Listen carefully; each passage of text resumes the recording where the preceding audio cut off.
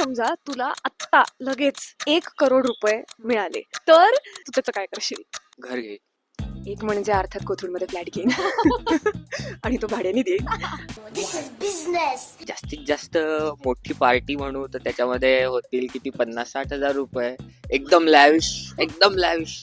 एक कुटुंब ठेवायचं म्हणजे तुम्हाला पैसे पण चांगले मिळतात. सिंगल्स कसं आहे म्हणजे नोकरी असेल तर हो, स्टुडंट्स नाही, कारण मग पैसा कमी मिळतो. Business. आणि दुसरं म्हणजे मी आप्तस्वकीयांबरोबर खायला जाईल कुठेतरी. तर एखादा स्टार्टअप असेल किंवा माझा कुठला मित्र असं जिम वगैरे सुरू करणार असेल तर त्यात पण थोडी अमाऊंट इन्व्हेस्ट करेल I invested the money. म्हणजे मला दर महिन्याला कुठनं ना कुठनं तरी पैसे येतच राहतील.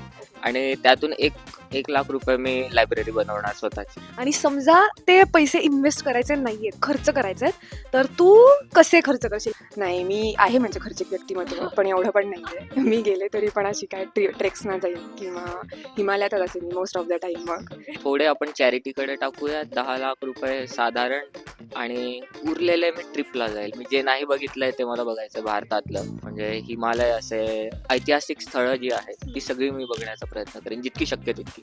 ते ट्रॅव्हलिंगवरच मेजर खर्च होईल मला. आणि तिकडे राहायचं पण तिथे हॉस्टेल्स असतात so तोही प्रश्न नाहीये.